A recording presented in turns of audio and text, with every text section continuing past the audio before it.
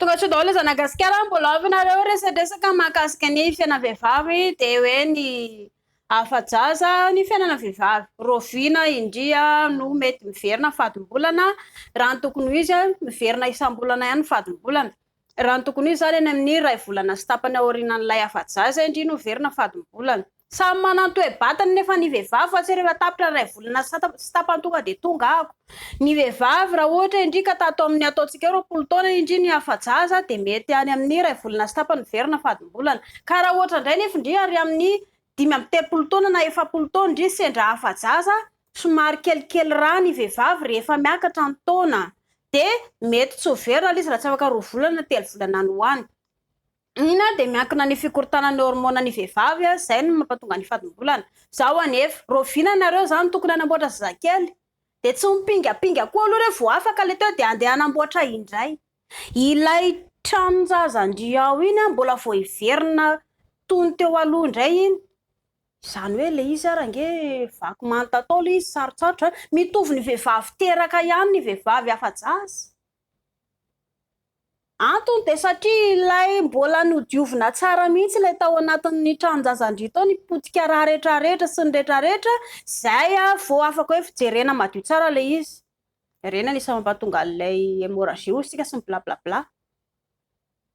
raha tsy voadio tsara iny de anisany manimba lay ao anaty ao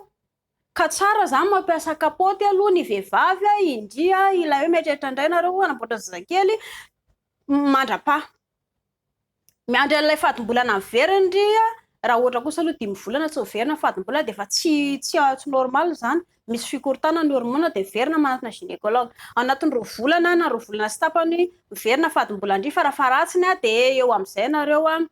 miverina aloha indri mandeha makany amin'ny gynécologue jerena salama tsara ve natodindry ao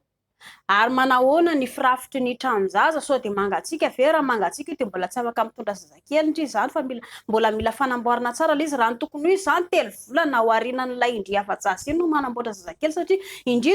toy ny vehivavy miteraka ihany ndry ilay afa-jaza ity de natokana ho an'ny lehilahy ihany koa ity mieritreritra be voka zanak'olona so de la mieritreritra zay mantsy ny lehilahy mantsy lay tsy miasa saina be fotsiny mametraka ranonaina fotsiny asantrin'le rony de miala bala de miandra le vehivavy miteraka de mampirafy kely aloha manalazy ny ataon'le rony fa tsy mijery an'ilay vadiny mihitsy hoe inona ny tena fijaliany ty vadiko ty mahagaga mihitsy le lehilahy malagasy ho andry zany ry princesse eo ihany koa ina mampatonga ny vehivavy mety sendra ho afa-jaza de eto ny adi-tsaina ilay fikorontanan'ny hormona eo ny reraka be loatra de ilay adi-tsaina tsy ampy torimaso ny nona ny nony ihany koa matetika marary io mangirifiry eto ihany koa indrila samy binabina ny vatandry ka raha ny tokony ho izy ny vehivavy be voka de mila manafiaina stable hotsika tsy tena hoe matory be akory ny ataondry fa mba mila mana le fiainana ambale hoe atonony koa zandria satria misy olona anankiroa anatin'ny vatandry ao de mila mijeran'izay ihany koa ny lehilahy ny fiareta-toro tsy azo atao mipetraka ela be tsy azo atao mitsangana ela be tsy azo atao ary eto koa ny adi-tsaina tsy azo atao rehefa mitambatra zay de avy eo lasa mampalahelo masto